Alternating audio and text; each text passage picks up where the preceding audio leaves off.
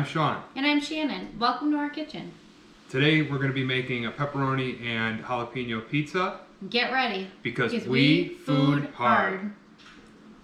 Okay, so to get this pepperoni and jalapeno pizza started, these are the ingredients that you need.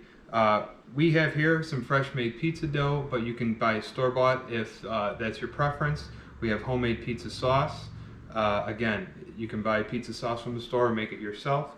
We have pepperoni, jalapenos, fresh shredded low moisture mozzarella cheese, fresh shredded Fontina cheese, and some minced garlic.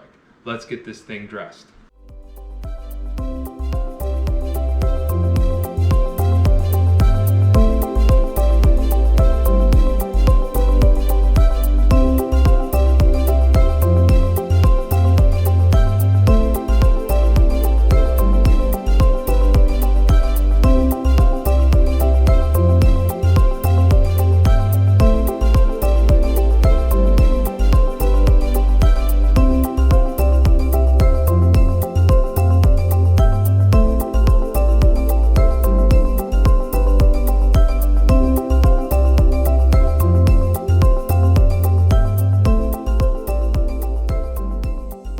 Now that the pizza's dressed, we're going to put it in the oven at 450 degrees for about 25 minutes. We're just going to keep an eye on the cheese to see that it's melted and that the crust is a nice golden brown.